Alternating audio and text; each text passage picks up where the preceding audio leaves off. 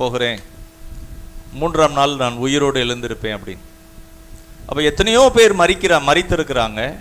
நாம் ஒவ்வொருவருக்கும் கூட மரணம் என்பது ஆண்டவருடைய வருகை முன்பாக இருந்தால் நாம் எடுத்துக்கொள்ளப்படுவோம். ஒருவேளை வருகை தாமதமானால் எல்லாருக்குமே ஒரு நாள் நிச்சயமாக மரணம் என்கிற ஒன்று உண்டு. ஆனால் இவருடைய மரணம் என்பது அது ஒரு வித்தியாசமான ஒன்று. என்ன அப்படின்னா, அவர் தாம் சொன்னபடியே மரித்தார், சொன்னபடியே உயிரோடு எழுந்தார். ஹல்லேலூயா, ஆண்டவருக்கு மகிமை உண்டாவதாக. இங்கே நாம் பார்க்கிறோம், ஆண்டவர் இயேசு அவரை குறித்து அந்த தீர்க்க தரிசனம் ஆண்டவருடைய நாட்களில் 1000 வருடங்களுக்கு முன்பாகவே தாவீது அதை குறித்து சொல்லி இருக்கிறார். சங்கீதம் 22 நாம் பார்த்தோம், வேத வாக்கியம் நிறைவேறத்தக்கதாக, என் தேவனே என் தேவனே ஏன் என்னை கைவிட்டு. அப்போ அந்த பழைய ஏற்பாட்டில் இருக்கிற அந்த வார்த்தைகள் இயேசுவை குறித்த அந்த தீர்க்க தரிசனமாக இருக்கிறது. நாம் அதை பார்க்கலாம். சங்கீதம் 22ஆம் சங்கீதம்.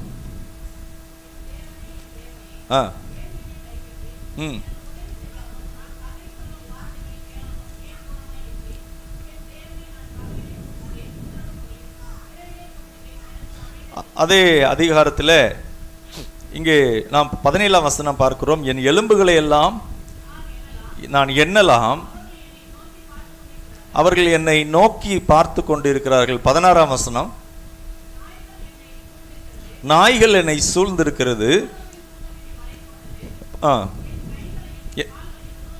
பாருங்க, இப்போ என் கைகளையும் என் கால்களையும் என்ன செய்தாங்களா, உருவ குத்தினார்கள். தாவீதுக்கு இந்த சம்பவம் அப்படி நடக்கல. ஆனால் சிலுவையில் இயேசுவை என்ன செய்தாங்க, கைகளையும் கால்களையும் உருவ குத்தினார்கள். பாருங்க, இயேசு கிறிஸ்துனுடைய வஸ்திரத்தை சிலுவையிலே அவங்க என்ன செய்தாங்க, போர்ச்சேவர்கள் அதை பங்கிட்டார்கள். அதை குறித்து அங்கு சொல்லப்பட்டிருக்கு, என் வஸ்திரங்களை தங்களுக்குள்ளே பங்கிட்டு என் உடையின் பேரில் சீட்டு போடுகிறார்கள். பாருங்க, அப்போ ஆண்டவரை குறித்த ஒவ்வொரு வசனமும் வேத வாக்கியம் நிறைவேறத்தக்கதாக. இங்கே மார்க்கு 15 பார்க்கிறோம், 37ஆம் வசனம், இயேசு மகா சத்தமாய் கூப்பிட்டு ஜீவனை விட்டார். இயேசு மகா சத்தமாய் கூப்பிட்டு, அதுக்கப்புறம் என்ன நடக்குது அப்படின்னு பார்க்கிறோம், தேவாலயத்தின் திரைச்சிலை மேல் தொடங்கி கீழ் வரைக்கும் 2ஆக கிழிந்தது. அவருக்கு எதிரே நின்ற 100க்கு அதிபதி அவர் இப்படி கூப்பிட்டு ஜீவனை விட்டதை கண்டபோது, மெய்யாகவே இந்த மனுஷன் தேவனுடைய குமாரன் என்றான். ஆண்டவருடைய நாமம் மகிமைப்படுவதாக. பாருங்க, இந்த மரணம் என்பது எல்லாருக்கும் வருகிற ஒன்று. நம் எல்லாருமே அந்த மரணத்தினுடைய அந்த சுபாவம் மனுஷனுக்குள்ளே இருக்கிறது. ஆதாமுடைய கீழ்ப்படியாமை நிமித்தம் கவனிக்கலாம், இந்த மனுஷனுக்குள்ளே பாவத்தின் சுபாவமும் அதனால் வருகிற அந்த விளைவுகளும் காணப்படுது. ஒருவேளை ஒருத்தர் தண்டிக்கப்பட்டு அவருக்கு மரண தண்டனை வருது அப்படின்னா அதை குறித்து கொஞ்சம் கஷ்டமாக இருக்கலாம், ஐயோ அவருக்கு மரண தண்டனை. ஆனால் இன்னொரு பக்கம் என்ன நியாயம்னா, பாவம் செய்கிற ஒவ்வொரு மனுஷனுக்கும் என்ன முடிவுனா, பாவத்தின் சம்பளம் மரணம். அப்போ அந்த மனுஷன் தண்டிக்கப்படும் போது அவன் பாவம் செஞ்சதுனால தண்டிக்கப்படுறான், பாவம் செஞ்சதுனால அவனுக்கு மரண தண்டனை அப்படின்னு. ஆனால் வேதம் சொல்லுகிறது, பாவம் செய்கிற ஆத்துமா சாகவே சாகும், பாவத்தின் சம்பளம் மரணம் என்று பார்க்கிறோம். அப்போ ஆண்டவருடைய அந்த மரணம் என்பது எப்படிப்பட்டதுன்னா, அவர் மெய்யாகவே முழுக்க முழுக்க அவர் மனுஷனாக இருக்கிறார், அதே நேரத்தில் மெய்யாகவே அவர் முழுக்க முழுக்க அவர் கடவுளாக இருக்கிறார். ஹல்லேலூயா. இயேசு அவர் ஒருவர் மாத்திரம்தான் இந்த பூமியிலே நமக்காக, அவர் சரீரம் அவருக்கு முதுகு இருந்தது. இந்த முதுகு எதற்காக என்று சொன்னால், அந்த முதுகு உழுத நிலம் போல அடிகள் வாங்குவதற்காக. அவர்கள் கையும் காலும் கூட ஆப்புகளாலே கடாவப்பட்டு, கவனிக்கலாம், அவர் தலையிலே முள்முடி சூடப்பட்டு, பாருங்க, அதற்காகவே அந்த சரீரத்திலே வந்தார் மனுஷனாக. சங்கீதம் 8ஆம் சங்கீதத்திலே சொல்லப்பட்டிருக்கு, இதோ நான் வருகிறேன், புஸ்தக சுருளில் என்னை குறித்து எழுதி இருக்கிறது என்று சொல்லப்பட்டிருக்கு. இயேசுவை குறித்து எழுதப்பட்டிருக்கிறது. இன்றைக்கு உங்களையும் என்னையும் கூட ஆண்டவர் ஒரு நோக்கத்தோடு நம்மை தெரிந்து கொண்டிருக்கிறார். ஹல்லேலூயா. அப்போ நிறைய நாம் கடவுள் அப்படின்னு சொன்னால் மனுஷன் என்ன செய்கிறான், டெரிக் பிரின்ஸ் கூட அதை அருமையாக சொல்கிறாரு. ஒரு வீட்டுக்கு நம்மளை கூப்பிடுறாங்க, நுழையும் போது அந்த வீட்டுக்கு முன்னாடி ஒரு ஒரு புழு அல்லது கரப்பாம்பூச்சி படத்தை வச்சு என் பேரை போட்டிருக்காங்கன்னு வச்சுக்கோங்க, இவர்களே வருக அப்படின்னா எனக்கு எவ்வளோ ரொம்ப கஷ்டமாக இருக்கும். உங்களை அப்படி செய்கிறாங்கன்னு வச்சுக்கோங்க, உங்கள் பேரை போட்டு இந்த கரப்பாம்பூச்சி அந்த படத்தை வச்சுருக்காங்க, அல்லது என்னையே வச்சுருக்காங்கன்னு வச்சுக்கோங்களேன், அது எப்படி இருக்கும், என்னடா இவ்வளவு கேவலப்படுத்துகிறாங்க அப்படின்னு. அதே போல தான் தேவனுக்கு சமமாக எந்த ஒரு மனுஷ ரூபத்தையும் உண்டாக்கவோ அதை நமஸ்கரிக்கவோ அதை சேவிக்கவோ கூடாது, அதை உருவாக்கக்கூடாது. அதை செய்து நாம் சேவிப்போமானால் அது ஆண்டவரே என்ன செய்கிறாரு, அது சாபம் என்று சொல்லியிருக்கிறார். 3ஆம் 4ஆம் தலைமுறை மட்டும் நான் நியாயம் விசாரிப்பேன் அப்படிங்கிறார். கவனிக்கலாம். அப்போ ஆண்டவர் இயேசு அவர் மனுஷனாகவும் இருக்கிறார், அவர் கடவுளாகவும் இருக்கிறார். மனுஷன் என்ன செஞ்சிட்டான், அவன் இஷ்டத்துக்கு கடவுளை என்ன பண்ணிட்டான், அவன் இஷ்டத்துக்கு மனுஷ ரூபத்திலே அநேக கடவுள்களை உருவாக்கினான். பறவைகள் ரூபத்திலே, மிருகங்களின் ரூபத்திலே, அவனுடைய மனதுக்கு ஏற்றார் போல அவனை போலவே மனுஷன் இருப்பான்னு சொல்லி என்ன செஞ்சிட்டான், அவன் இஷ்டத்துக்கு உருவாக்கி கொண்டான். ஆனால் உண்மையாகவே கடவுள் என்பவர் எப்படிப்பட்டவர் என்று சொன்னால், அவர் சாவாமை உள்ளவர், அவர் சர்வ ஞானி, அவர் சர்வ வியாபி, அவர் எல்லாவற்றையும் உண்டாக்கினவர், ஆதியும் அந்தமானவர். இப்போ அவ்வளவு கொலைசியர் நிருபத்தில் சொல்லப்பட்டிருக்கு, இயேசுவை கொண்டு பிதாவானவர் எல்லாவற்றையும் உண்டாக்கினார். யோவான் 1 சொல்லப்பட்டிருக்கு, ஆதியிலே அவர் வார்த்தையாக இருந்தவர், எல்லா மனுஷனையும் பிரகாசிப்பிக்கிற மெய்யான ஒளி. சொல்லுங்களேன், எல்லா மனுஷனையும் பிரகாசிப்பிக்கிற மெய்யான ஒளி. ஹல்லேலூயா. அப்போ அவ்வளோ மகிமையானவர். ஆனால் அவர் எதற்காக சிலுவையில் மார்க் 8 சொல்றாரு, நான் மரிக்கும்படியாகவே வந்தேன் அப்படிங்கிறார். என்னை அடித்து கொலை செய்வார்கள், நான் மரித்து 3ஆம் நாளிலே உயிரோடு எழுந்திருப்பேன். கவனிக்கலாம், இயேசு அதை சொல்றாரு, அடிக்கடி சொல்றார். அந்த மரணத்தின் மேலே ஒரு நம்பிக்கையை வைத்திருக்கிறார். அந்த மரணத்துக்கு அதற்கு நேராகவே போனார். அது மாத்திரமல்ல, நாம் அதெல்லாம் தியானித்தோம். அவர் மரணத்தினாலே மனுக்குலம் முழுவதும் ரட்சிக்கப்படத்தக்கதாக, நரகத்திற்கு போகிற அப்படிப்பட்ட ஜனங்களை மீட்கத்தக்கதாக அந்த நரகாக்கினையை அவர் ஏற்றுக்கொண்டார். அவர் அடிக்கப்பட்டார், அவர் கைவிடப்பட்டார். ஆண்டவருடைய நாமம் மகிமைப்படுவதா. இப்ப மார்க் 15 எல்லாரும் எடுத்துக்கொள்வோம். 37ஆம் வசனம் எல்லாரும் வாசிக்கலாம். இயேசு மகா சத்தமாய் கூப்பிட்டு ஜீவனை விட்டார். இது லூக்கா சுவிசேஷத்தில் எப்படி போட்டிருக்குன்னா, தன் ஆவியை அவர் ஒப்பு கொடுத்தார்.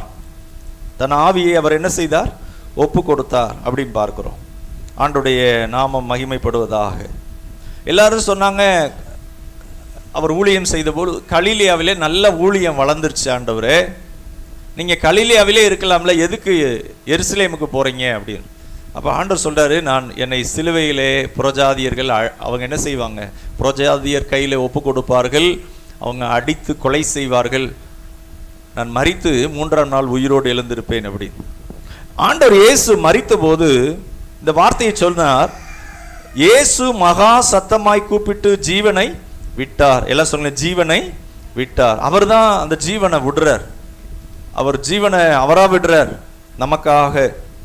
அடுத்த வசனம் பார்க்கிறோம். அப்பொழுது தேவாலயத்தின் திரைச்சீலை மேல் தொடங்கி கீழ் வரைக்கும் 2ஆக கிழிந்தது. பாருங்க, மத்தேயில இங்க என்ன நடந்தது என்று பார்க்கிறோம். மத்தேயு 27:50 வசனம். இயேசு மறுபடியும் மகா சத்தமாய் கூப்பிட்டு ஆவியை விட்டார். 51. அப்பொழுது தேவாலயத்தின் திரைச்சீலை மேல் தொடங்கி கீழ் வரைக்கும் 2ஆக கிழிந்தது, பூமியும் அதிர்ந்தது, கண்மலைகளும் பிளந்தது, கல்லறைகளும் திறந்தது, அநேக பரிசுத்தவான்களுடைய சரீரங்களும் எழுந்திருந்தது. பாருங்க, அப்போ அடுத்து 54ஆம் வசனம். 100க்கு அதிபதியும் அவனோடே கூட இயேசுவை பூமி அதிர்ச்சியையும் சம்பவித்த காரியங்களையும் கண்டு மிகவும் பயந்து மெய்யாகவே இவர் தேவனுடைய குமாரன் என்றார்கள். ஆண்டவருக்கு மகிமை. அவர் மரித்த போது என்ன நடந்தது என்று அங்கு சொல்லப்பட்டிருக்கிறது. மகா சத்தமாய் கூப்பிட்டு ஆவியை விட்டார். இயேசு என்ன செஞ்சாரா? மகா சத்தமாய் கூப்பிட்டு ஆவியை விட்டார். அப்போ இங்கே திரைச்சீலை அப்படின்னு சொல்லப்பட்டிருக்கிறது. இந்த திரைச்சீலை தேவாலயத்தின் திரைச்சீலை. எல்லாம் சொல்லுங்களேன், தேவாலயத்தின் திரைச்சீலை. அப்போ இன்னைக்கு இருக்கிற தேவாலயம் போல அல்ல. இப்போ இன்னைக்கு ப்ரேயர் பண்ணுறோம். நம்ம இந்த இடத்துல கூட ஒரு உயரமான இடம் இருக்குது. நீங்கள் அங்கே இருக்கிறீங்க. ஒருவேளை யாரோ ஒருத்தவங்க இங்கே மேலே ஏறுறாங்கன்னு வச்சுக்கோங்களேன், அல்லது ஒரு பிள்ளை முன்னாடி வந்துடுறாங்க, பின்ன அந்த குழந்தைய பிடிக்கிறதுக்காக வர்றாங்க. அது கூட ஒன்றும் இல்லை. ஏன்னா இப்போ ஊழியம் செய்கிறவங்களும் விசுவாசிகளும் எல்லாம் ஒன்று தான். வசனத்தை போதிக்கிறதுக்காக தான் இங்கே நிற்கிறோம். ஆனால் பழைய ஏற்பாடு எப்படிப்பட்டது என்று சொன்னால், அங்கே பிரகாரம் இருக்கும். அந்த பிரகாரத்தில் தான் நிற்கணும். எல்லாரும் கவனிக்கலாம். அந்த பிரகாரத்தில் நின்று தான் கர்த்தருக்கு அவங்க என்ன செய்வாங்க? இந்த ஆராதனை செய்வாங்க. அதுக்கு அடுத்து இருக்கிறது என்னென்னா பரிசுத்த ஸ்தலம். இந்த பரிசுத்த ஸ்தலத்தில் ஆசாரியர்கள் அவங்க பணி செய்வாங்க. அதுக்கு பிறகு என்ன இருக்கும்னா மகா பரிசுத்த ஸ்தலம். இந்த மகா பரிசுத்த ஸ்தலத்தில் முன்னாடி தான் இந்த திரைச்சிலை இருக்கும், தேவாலயத்தினுடைய திரைச்சிலை. கவனிக்கலாம். இந்த தேவாலயத்தின் திரைச்சிலை எவ்வளோ உயரம் அப்படின்னா 18 மீட்டர், கிட்டத்தட்ட 60 அடி உயரம். 60 அடி உயரம். அதனுடைய அந்த திக்னஸ் வந்து எவ்வளோ இருக்கும் அப்படின்னா கை இந்த உள்ளங்கை அளவு இருக்குமா. நல்ல காட்டனில் அது 2 குதிரையை கட்டி இழுத்தா கூட அதை கிழிக்க முடியாதான், அவ்வளோ ஸ்ட்ராங்காக இருக்குமா. இந்த திரைச்சிலை ஆண்டவர் இயேசு மரித்த அதே நேரத்தில், நல்லா கவனிங்க, திரைச்சிலை யாராவது கிழிச்சா கீழே இருந்தால் கிழிக்கணும். ஆனால் திரைச்சிலை என்ன ஆயிடுச்சுன்னா மேலே இருந்து கீழே வரைக்கும் அது 2ஆக கிழிந்தது. அப்போ கிழிந்த உடனே அங்கே இருக்கிற, நல்ல கவனிங்க, ஆண்டவர் மரித்த இடத்துல அங்கே அந்த 100க்கு அதிபதி இருக்கிறான், போர்ச்சேவர்கள் இருக்கிறாங்க. ஆலயத்தில் யார் இருக்கா அப்படின்னா தேவாலயத்தில் ஆசாரியர்கள் இருப்பாங்க, பணிவிடை செய்வாங்க. இவங்களுக்கு ஆண்டவர் மரித்த அதே நேரத்தில், ஆவியை விட்ட அதே நேரத்தில் அந்த கேருபீன்கள் கிருபாசன மத்தியிலே அங்கே வாசம் பண்ணுகிற கர்த்தர். பழைய ஏற்பாட்டிலே பல வருஷங்களாக முற்பிதாக்கள் அந்த ஒழுங்கின்படி அதை ஆராதித்து கொண்டு கர்த்தரை மகிமைப்படுத்தினாங்க. அங்கே இருக்கிற கர்த்தர் என்னன்னா, அந்த திரைச்சிலை கிழிந்த அந்த நேரத்தில் அங்கே நாம் வாசிக்கிறோம், அங்கே இருக்கிற கர்த்தர் அவர் என்ன செய்தார்னா நமக்குள்ளே வாசம் பண்ணும்படியாக, நம்மோடு கூட தங்கி இருக்கும்படியாக. ஹல்லேலூயா. அந்த திரைச்சிலையிலிருந்து அவர் என்ன பண்ணாரு, அதை அந்த காரியம் முடிந்து போனது. பாருங்க, இப்போ இந்த ஆசாரியர்களை குறித்து பார்க்கிறோம். அப்போஸ்தலர் 6ஆம் அதிகாரம் 17ஆம் வசனம். அப்போஸ்தலர் 6 17 14.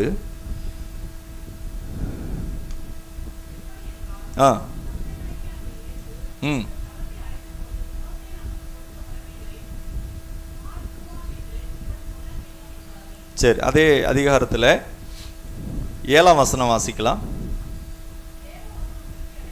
எல்லாரும் வாசிக்கலாமா? தேவ வசனம் விருத்தி அடைந்தது, சீசருடைய தொகை எருசலேமில் மிகவும் பெருகிற்று, ஆசாரியர்களில் அநேகரும் விசுவாசத்திற்கு கீழ்ப்படிந்தார்கள். ஆசாரியர்களில் அநேகரும் எதுக்கு கீழ்ப்படிந்தாங்களா?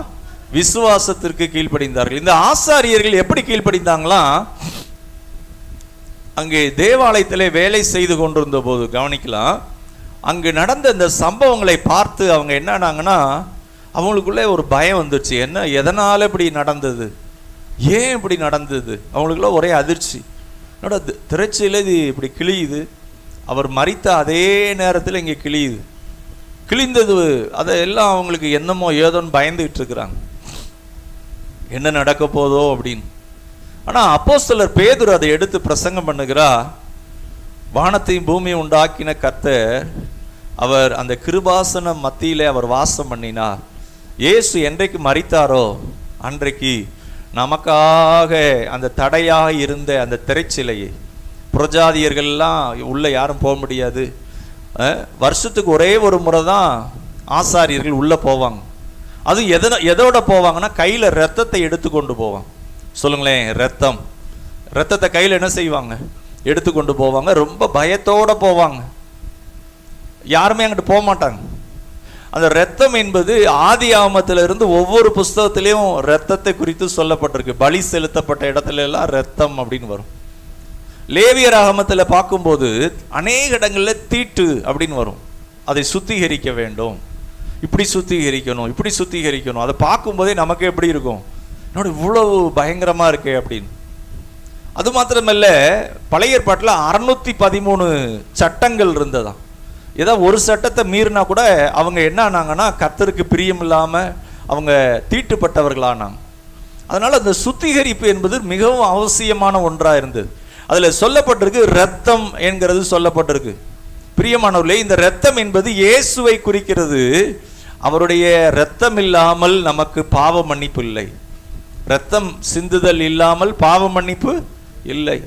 அப்ப அந்த ரத்தம் என்பது இயேசுடைய ரத்தம். ஒவ்வொரு புஸ்தகத்திலையும் சொல்லப்படுகிறது, இயேசு கிறிஸ்துவின் ரத்தம் சகல பாவங்களை நீக்கி நம்ம என்ன செஞ்சிருக்கான், சுத்திகரித்திருக்கு.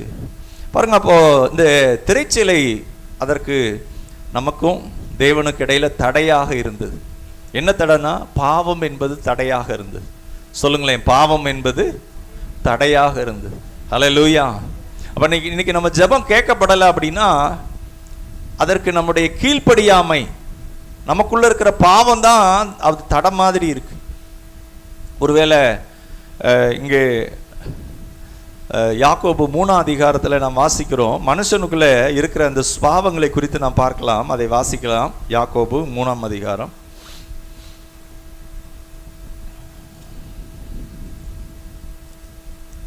யாக்கோபு 3ஆம் அதிகாரம் 17ஆம் வசனம். எல்லாரும் வாசிக்கலாமா? யாக்கோபு 3. பரத்திலிருந்து வருகிற, எல்லாரும் சேர்ந்து வாசிப்போம், வருகிற ஞானமோ முதலாவது சுத்தம் உள்ளதாயும். இப்ப இந்த பரத்திலிருந்து வருகிற ஞானம் எப்படிப்பட்டதா இருக்கான் சொல்லுங்களேன், சுத்தம் உள்ளதாயும். அப்ப இந்த ஞானம்னா என்ன அப்படின்னா நம்ம பார்க்கலாம். 1 கொரிந்தியர் 1ஆம் அதிகாரம், 1 கொரிந்தியர் 1ஆம் அதிகாரம்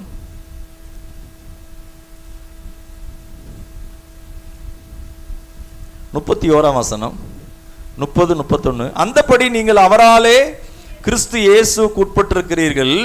எழுதியிருக்கிறபடி மேன்மை பாராட்டுகிறவன் கர்த்தரை குறித்தே மேன்மை பாராட்டத்தக்கதாக அவரே தேவனால் நமக்கு ஞானமும் நீதியும் பரிசுத்தமும் மீட்புமானார். இங்கே சொல்லப்பட்டிருக்கு, அவரே, சொல்லுங்களேன், இயேசுவே ஞானமும் நீதியும் பரிசுத்தமும் மீட்புமானார். ஹல்லேலூயா.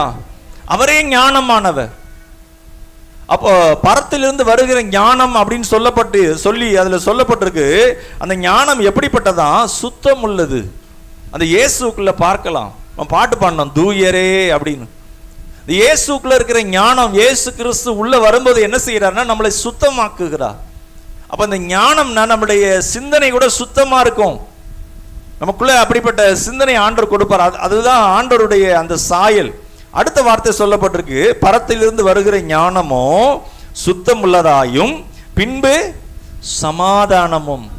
சொல்லுங்களேன், சமாதானமும். எத்தனை பேரோட நம்ம சமாதானமா இருக்கிறோம்? கடந்த நாள்ல எத்தனை பேரோட கசப்போட இருந்தோம், சண்டை போட்டோம், வைராக்கியமா இருந்தோம், விரோதமா இருந்தோம். நமக்குள்ள இதெல்லாம் வருது, இல்லைன்னு யாருமே சொல்ல முடியாது.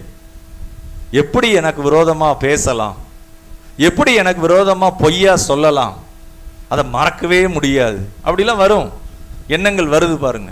நீங்க சொல்லப்பட்டிருக்கு. ஆனா பைபிள்ல 2 தான் சொல்லப்பட்டிருக்கு. ஒன்று பரலோகத்திலிருந்து வருகிற ஞானம். கவனிங்க, அந்த ஞானம் என்றா இயேசு தான் நமக்கு ஞானம்.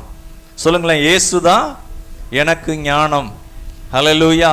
அப்ப இயேசு தான் ஞானம். அவருடைய அந்த சாயல், அவருடைய அன்பு, அவருடைய மனதுருக்கம், அவருடைய மீட்பு. இந்த இதுக்குள்ள என்ன இருக்கு அப்படின்னா அதுல சுத்தம் இருக்கிறது. 2வது என்ன இருக்கு அப்படின்னா அதுல சமாதானம். சொல்லுங்களேன், சமாதானம். நமக்குள்ள சமாதானம், அந்த மாதிரி சுபாவம் இருக்கணும். அடுத்து சொல்லப்பட்டிருக்கு, சாந்தமும் இணக்கம் உள்ளதாய். உங்களுக்குள்ள இந்த கேரக்டர்லாம் இருக்கா? நமக்குள்ள இருக்கா? நமக்குள்ள இந்த கேரக்டர் வரணும். சாந்தம், சமாதானம், இணக்கம், இரக்கத்தாலும், நற்கனி, குட் ஃப்ரூட், நல்ல கனிகளாலும் நிறைந்ததாயும், பட்சபாதம், பார்ஷியாலிட்டி. ஒரு சிலரோட தான் பேசுவாங்க, ஒரு சிலரோட பேச மாட்டாங்க. ஒரு சிலர் சுயநலமா இருப்பாங்க. ஒரு சிலர் என்ன செய்வாங்க? ஆண்டவருக்காக தங்களை அர்ப்பணிப்பாங்க. மிகுந்த கனிகளை கொடுக்கத்தக்கதாக, மிகுந்த கனிகளை கொடுக்கத்தக்க. பிள்ளைகளை நடத்துறது கூட ரொம்ப முக்கியம். அதில் கொஞ்சம் கஷ்டப்படணும், தியாகம் பண்ணணும். இந்த சிறுவர் ஊழியம் 4 நாள் நடத்தின போது அதில் கொஞ்சம் தியாகம் பண்ண வேண்டியது இருந்தது. வெயில், நல்ல வெயிலாக இருக்குது. வெயிலில் பிரயாசப்பட்டு அந்த பிள்ளைங்க அதுக்கு முன்னாடி வந்து காத்திருக்கிறாங்க, அதுக்கு முன்னாடி ஆயத்தமாக இருக்கிறாங்க. அப்போ நம்ம ஆயத்தமாக இருக்கணும். நம்ம லேட்டாக போனால் அங்கே வெயில் வந்துடும். அந்த இடத்துல ஹாஸ்பிட்டல்ஸ் இதை காட்டில் ரொம்ப தாழ்வாக இருக்கும். பக்கத்தில் ஒரு ஏசி ரூம் இருக்குது. அதிகாலை ஆராதனையெல்லாம் நடந்தது அங்கே. ஆனால் இந்த உஷ்ணமாக இருக்கிறதுனால அந்த பிள்ளைகள், அப்போ அதுக்கு டீச்சர்ஸாக இருக்கிறவங்க ஆயத்தமாக வரணும், அர்ப்பணித்து வரணும். வந்தாங்க. அந்த பிள்ளைகளை நேசித்து அவங்களுக்கு நல்ல பாடல், கதை, டான்ஸு, ஆண்டருடைய வார்த்தைகளை சொன்னாங்க. அப்போ எனக்கு என்ன பலன் கிடைக்கும்? கர்த்தர் உங்களுக்கு அந்த பலன் தருவார், நிறைவான. ஒரு சிலர் அதுக்காக காணிக்கையினால ஆண்டவருடைய நாமத்தில் அதுக்காக இந்த டிரான்ஸ்போர்ட் அரேஞ்ச் பண்ணோம். ஒவ்வொரு நாளும் வெவ்வேறு இடங்கள்ல இருந்து வர்றதுக்கு அதெல்லாம் கர்த்தர் நமக்கு சப்போர்ட் பண்ணார். ஒரு சிலர் மனதார அதற்குன்னு கொடுத்தாங்க அந்த ஊழியத்துக்காக. கர்த்தர் அவங்களை ஆசீர்வதிப்பார். நான் கவனிக்கலாம், இந்த வார்த்தை சொல்லப்பட்டிருக்கிறது. அது எப்படி இருக்கா? இரக்கத்தாலும் நற்கனிகளாலும் நிறைந்ததாயும். சொல்லுங்களேன், நற்கனிகளாலே நிறைந்ததாயும். நற்கனிகளால நிறைந்து இருக்கா? எப்படி இருக்கா? நற்கனிகளால நிறைந்து இருக்கு. நம்ம வாழ்க்கையில நற்கனி இருக்கா? நல்ல கனிகளை கொடுக்குறோமா, இல்லை கசப்பான கனிகளை கொடுக்குறோமா, இல்லை நம்ம வாழ்க்கையில எல்லாமே அளந்து தான் செய்கிறோமா? அளந்து, இவ்வளோதான் ஜெபம்னா அளந்து, கர்த்தருடைய ஆராதனை காரியங்களில் இவ்வளோதான் நேரம், எல்லாத்துலேயும் நம்ம என்ன செய்யறது? இஷ்டம் போல மற்ற காரியங்களுக்கு செலவு பண்ணுறது. ஆனால் கர்த்தருடைய காரியங்களில் சிறந்ததை செய்யாம, இங்கே சொல்லப்பட்டிருக்கு, அடுத்த வார்த்தை சொல்லப்பட்டிருக்கு, மாயமற்றதாயும் இருக்கிறது. இது அப்படி நம்ம எல்லாத்தையும் நேசிக்கத்தக்கதாக. ஒருத்தரை மட்டும் இல்லை. இந்த யாக்கோபு புஸ்தகத்தில் போட்டிருக்கு, மினுக்குள்ள வஸ்திரம் தரித்திருக்கிறவங்க அவங்கள கண்டா ஒரு மாதிரியும், சாதாரணமாக இருக்கிறவங்கள கண்டா அவங்கள ஒரு மாதிரியும். அப்படி நம்ம நேசித்தா ஆண்டவருக்கு முன்னாடி நம்ம எப்படி இருக்கிறோம்? அதாவது மாயம் உள்ளவர்களாக இருக்கிறோம். ஆண்டவர் எல்லாருக்காகவும் வந்தார், எல்லாரையும் நேசிக்கிறார். அப்போ நமக்குள்ள அந்த பார்ஷியாலிட்டி என்ன செய்யக்கூடாது? இருக்கக்கூடாது. ஆண்டவருக்கு மகிமை உண்டாவதாக. அடுத்த வசனம், 18ஆம் வசனம் எல்லாரும் வாசிக்கலாம். நீதியாகிய கனியானது சமாதானத்தை நடப்பிக்கிறவர்களாலே சமாதானத்திலே விதைக்கப்படுகிறது. சொல்லுங்களேன், சமாதானத்திலே. ஆண்டவருடைய பேர் என்ன தெரியுமா? சமாதான காரணர். இன்னும் என்ன இருக்கு? சமாதான, அவர் பேரு பிரபு. வேற என்ன பேர் இருக்கு? சமாதானத்தின் ராஜா, ஷாலோம். ஷாலோம் மெல்கிசேதேக்கு அப்படின்னா சமாதானத்தின் ராஜா, சமாதான பிரபு. சொல்லுங்களேன், சமாதான பிரபு, சமாதானத்தின் ராஜா, சமாதான காரணர். அடுத்து இவர் யாரு அப்படின்னா ஷாலோம். ஷாலோம்னா என்னன்னா வெறும் சமாதானங்கிற வார்த்தை இருக்கு. அதுல என்னென்ன ப்ராஸ்பரிட்டி இருக்கு, அதுல பரிசுத்தம் இருக்கு, அதுல முன்னேற்றம் இருக்கு. அதுல ஆண்டவர் சொல்றார், உன் பெயரை நான் பெருமைப்படுத்துவேன். இன்றைக்கு இஸ்ரேல் தேசத்துல போனா அந்த வார்த்தையை சொல்லுவாங்க, ஷாலோம். ஷாலோம் அப்படின்னா என்னன்னா சமாதானம். இயேசு கொடுத்த அந்த சமாதானம், அந்த இரத்தத்தினாலே நம்மை சுத்திகரித்து தேவனோடு நம்மை என்ன செய்கிறார்? இணைக்கிறார். தேவனோடு நம்மை இணைத்து விடுகிறார், ஒப்புரவாக்குகிறார். எப்படி ஒப்புரவாக்குகிறார்? தேவனை அப்பா என்று கூப்பிடத்தக்கதாக, தேவனை அப்பா என்று கூப்பிடத்தக்கதாக நம்மை தேவனுடைய குடும்பத்திலே அந்த சமாதானத்தின் ராஜா, சமாதான காரணர், சமாதான பிரபு, நம்ம வீட்டுக்குள்ள சமாதானம் உண்டாக, மற்றவங்களோடு சமாதானமாய் இருக்க. அந்த வார்த்தையை பாருங்க, இணக்கம் உள்ளதாயும், சாந்தம் உள்ளதாயும், இரக்கம் உள்ளதாயும், நற்கனிகளால் நிறைந்ததாயும். இதுதான் ஆண்டவரிடத்திலிருந்து வந்த அந்த அந்த ஞானம். அப்போ அவரே தேவனால் நமக்கு ஞானமும் நீதியும் பரிசுத்தமும் மீட்புமானார். அவரே, சொல்லுங்களேன், அவரே. இயேசுதான் அந்த ஞானம். அடுத்து இன்னொரு ஞானத்தை பற்றி சொல்லப்பட்டிருக்கு. 15ஆம் வசனம் 14 வாசிக்கலாம். உங்கள் இருதயத்திலே கசப்பான வைராக்கியத்தையும் விரோதத்தையும் வைத்தீர்களானால் நீங்கள் பெருமை பாராட்டாதீர்கள். இது இந்த மாதிரி சுபாவம் நமக்குள்ள இருக்குன்னா, கசப்பு, விரோதம், வைராக்கியம், நான் நினைச்சேன்னா இப்படித்தான் அப்படின்னு அந்த வைராக்கியம் இருக்கு பார்த்தீங்களா, அதெல்லாம் பெருமை பாராட்டாதீங்க அப்படிங்கிறார். ஏன் அப்படின்னா அதுக்கு பின்னாடி என்ன இருக்குன்னா பிசாசினுடைய கிரியைகள் இருக்கு. என்னென்ன காரியம் அதில் பார்க்கிறோம். இப்படிப்பட்ட ஞானம் பரத்திலிருந்து இறங்கி வருகிற ஞானமாய் இராமல் லௌகீக சம்பந்தமானதும் ஜென்ம சுபாவத்திற்கும் பேய்த்தனத்திற்கும் டெவில்னா பிசாசு. அது என்னதான் அந்த வார்த்தையை பார்க்கிறோம். கசப்பு, விரோதம், வைராக்கியம். எல்லாம் சொல்லுங்களேன், கசப்பு, விரோதம், வைராக்கியம் நம்ம எல்லாருக்குள்ளேயும் இருக்கு. நம்ம எல்லாரையும் அது சரி பண்ணலைன்னா நம்மளையே அழிச்சிரும். நம்ம எல்லாமே உணவு சாப்பிட்றோம். எத்தனையோ வெளியில் சாப்பிட்றதுல ஒரு சில கலர் பொடிகள் எல்லாம் கலக்கிறாங்க. அவங்களுக்கு விற்கணும், யார் என்ன ஆனாலும் பரவாயில்ல, என்னத்தையாவது கலந்துடுறாங்க. காரணம் என்னன்னா மனுஷனுக்குள்ள அந்த இருதயம் எப்படி இருக்குன்னா திருக்குள்ளதும் மகா கேடுள்ளதும். மனுஷனுடைய இருதயம் அப்படி இருக்கு. இங்கே சொல்லப்பட்டிருக்கு இந்த ஞானம் எப்படிப்பட்டதுன்னா அது பேய்த்தனத்துக்குரியது. 16 எல்லாரும் வாசிக்கலாம். வைராக்கியமும் விரோதமும் எங்கே உண்டோ அங்கே கலகமும் சகல துர்ச்செய்கைகளும் உண்டு. கலகம் உண்டு. ஒரு வீட்டுக்குள்ள கணவன் மனைவிக்கு இடையில வைராக்கியம், விரோதம், கசப்பு அப்படி வந்துருச்சுன்னா அங்க என்ன வந்துருதான், இந்த பேய் சுபாவம் வந்துருதான், அங்கே கலகம் வந்துருதான். அது மாத்திரமில்லை, அங்கே துர்ச்செய்கைகள். ஸ்தோத்திரம். எங்க கசப்புங்கிற வேர் இருக்கோ அது தீட்டுப்படுத்துமா. அப்போ ஆண்டவருக்கு மகிமையுண்டாவதாக. ஆண்டவர் சமூகத்தில் நமக்குள்ள இப்படிப்பட்ட காரியங்கள் எல்லாம் ஒருவேளை இருந்தா ஆண்டவர் சமூகத்தில் போய் ஆண்டவரே என்னை மன்னிங்க ஆண்டவரே அப்படின்னு ஜெபம் பண்ணணும். இந்த பந்தியில் பங்கெடுக்கும் முன்பாக, கர்த்தருடைய பந்தியில் பங்கெடுக்கும் முன்பாக, ஆண்டவரே என்னை பரிசுத்தப்படுத்துங்க, எனக்குள்ள குறைகள் இருக்கு, என்னை மன்னிங்க ஆண்டவரே. ஏன்னா நம்ம ஆசீர்வாதமாக இருக்கணும் குடும்பத்திற்கு, பிள்ளைகளுக்கு, சந்ததிக்கு, சபைக்கு. கசப்பு, வைராக்கியம் மனசுலேயே வச்சு அது பகை, இதெல்லாம் என்ன எப்படி இருக்கும்னா அப்போ நல்லா இருக்கும். ரொம்ப ஈஸியாக கோவப்பட்டுடலாம், ரொம்ப ஈஸியாக என்ன செஞ்சிடலாம், மனசுக்குள்ளே கசப்பை வைக்கலாம். ஆனால் உள்ளேயே இருக்கும், டெபாசிட் பண்ணி இருக்கும். என்ன டெபாசிட்?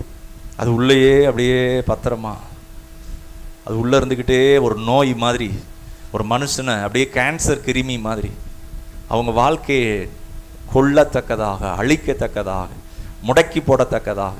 அந்த மலை பிரசங்கத்தில் ஆண்டவர் சொல்றாரு, முதலாவது உன் கண்ணில் இருக்கிற துரும்ப என்ன செய்ய எடு. ஆண்டவர்கிட்ட கேட்கணும், ஆண்டவர் என்கிட்ட என்ன குறை இருக்கு. அப்போ நம்ம இருதயமே எப்படி இருக்குன்னா அது அது கேடு நிறைந்ததாக. அப்போ நம்ம இதை பாதுகாக்கணும். நற்கனிகளால. எப்படியா? நற்கனிகளால. சொல்லுங்களேன், நற்கனிகளால. ஹல்லேலூயா. பாருங்க, இந்த ஃபாஸ்ட் ட்ராக் வண்டி தான் இந்த டீச்சர்ஸுக்காக பேசணும். அப்போ அந்த டிரைவர் கேட்டார், சார் எல்லாரும் அந்தந்த இடத்துல கரெக்டாக ரெடியாக இருப்பாங்களா சார் அப்படின்னு கேட்டாங்க. எல்லாரும் என்ன இத்தனை இடம் சொல்கிறீங்க, ஒரு 3 இடம் அல்லது 4 இடம் சொல்லி அங்கே நிற்பாங்க, நீங்கள் கூப்பிட்டு வந்துடுங்க அப்படி. ஃபாஸ்ட் ட்ராக்கில் நிறையா வெளியூர்களுக்கெல்லாம் கூட புக் பண்ணியிருக்கிறோம். அப்போ 4 இடத்துல பிக்கப் பண்ணுறாங்க. அப்போ அந்த டிரைவர் கேட்டாங்க, எல்லாரும் கரெக்டாக அந்த நேரத்தில் நிற்பாங்களா சார்? எல்லாரும் கரெக்டாக நிற்பாங்க, நீங்கள் போனீங்கன்னா ரெடியாக இருப்பாங்க. அப்போ நற்கனிகள் அப்படின்னா எத்தனை நேரம் ஆஸ்பத்திரியில் போய் மணிக்கணக்கில் காத்திருக்கிற மாதிரி இருக்குது. பிரச்சனையினால இரவு பகல் அழுகிற மாதிரி இருக்கு.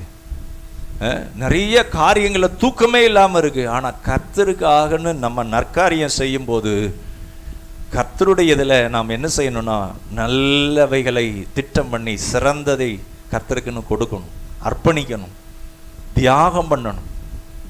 ஆண்டவருக்காக நான் இதை செய்வேன். ஆராதனைக்கு வர்றோமா, முதல்ல வந்து கர்த்தரை மகிமைப்படுத்தணும், முதல்ல வந்து கர்த்தரை ஆராதிக்கணும், நல்ல கனிகள் நிறைந்து. அது அங்கே சொல்லப்பட்டிருக்கு, இணக்கம் உள்ள, இணைஞ்சிக்கணும், தனித்து ஒரு சுயநலமா. பாருங்க, ஒரு உலக வேலைக்கு 9 மணினா 9 மணிக்கு கரெக்டாக 8:15 போயிடணும். அப்போ கர்த்தரை ஆராதிக்கிறது, கர்த்தர் சமூகம், கர்த்தருடைய இதில் நம்ம என்ன செய்யணும்னா, நம்மை அந்த உத்தரவாதத்தோடு. வெள்ளிக்கிழமை ஃபாஸ்டிங் ப்ரேயர் நடந்தது, நம்ம வியாழக்கிழமை ப்ரேயர் முடிச்சிட்டோம். ஆனால் நிறைய வருவீங்கன்னு நினச்சோம். சரி பரவாயில்ல, வெயில் நேரம் சாயந்தரம் தான் வச்சுருந்தோம். ஆனால் நம்ம உத்தரவாதம் பண்ணணும், அமர்ந்து ஜெபம் பண்ணணும், குடும்பத்திற்காக, பிள்ளைகளுக்காக, நமக்கு என்ன காரியங்களுக்காக அதை எதிர்நோக்கி போகிறோம், கர்த்தர் சமூகத்தில் நம்மை தாழ்த்தி பாதுகாப்புக்காக, நடத்துதலுக்காக கொஞ்சம் தீர்மானம் பண்ணணும். ஏன்னா அதுதான் நம்மளை அங்கே நடத்தும், கர்த்தர் நடத்துவார். நமக்கும் ஆண்டவருக்கு இடையில எவ்வளோ உறவு இருக்குது, குடும்பமாக எவ்வளோ ஜெபம் பண்ணுறோம், குடும்பமாக பிள்ளைகளை நம்ம நடத்துகிறோமா, அந்த பிள்ளைகளை நடத்த வேண்டிய பிரகாரம் நடத்துகிறோமா, நடத்தாமல் விட்டுடுறோமா. தன் இஷ்டத்துக்கு விடப்பட்ட பிள்ளை பெற்றோருக்கு அது என்ன செய்யுமா, அது முள்ளு மாதிரி இருக்குமா. அப்போ நம்மளையுமே நம்மளுடைய லைஃப்பையும் கூட நம்ம ஒழுங்கு பண்ணலைன்னா, நமக்குள்ள கசப்பு இருக்கும்னா, நமக்குள்ள வைராக்கியம் இருக்குன்னா, நம்மளையே நம்ம வாழ்க்கையவே அழிச்சிரும்.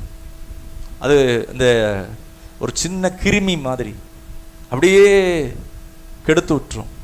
இப்போ காலையில் இந்த டிவி ஆன் பண்ணுறோம், ஒரு டிவி ஒர்க் ஆகுது, ஆனால் இன்னொரு டிவியில் ரிமோட்டில் தண்ணி எப்படி உள்ளே போயிருக்கு, ஃபுல்லாக ஓப்பன் பண்ணி பார்த்தா ஃபுல்லாக ரஸ்ட் ஆகிருக்கு. அப்படியே அந்த புது ரிமோட் தான், ஆனால் அந்த துரு பிடிச்சி போய் அப்படியே செயலற்று இருக்குது.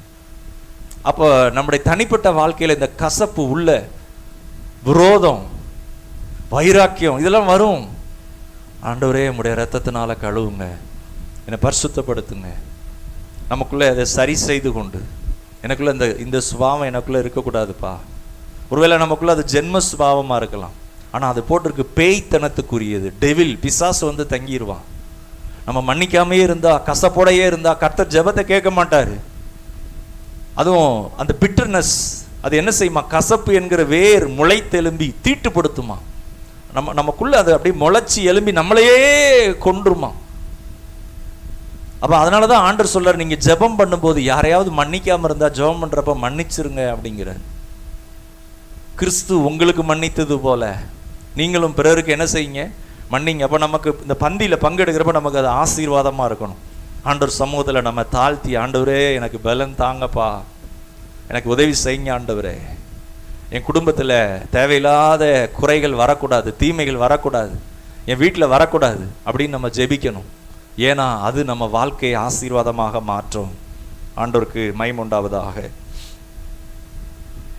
இங்கே நாம் பார்க்கலாம், மார்க்கு 15ஆம் அதிகாரத்தில் திரைச்சீலை மேல் தொடங்கி கீழ் வரைக்கும் என்ன செய்ததா, 2ஆக கிழிந்தது. இப்படி கிழிந்தது அது மாத்திரமல்ல, அதுக்கு அடுத்த வசனம் வாசிக்கலாம்.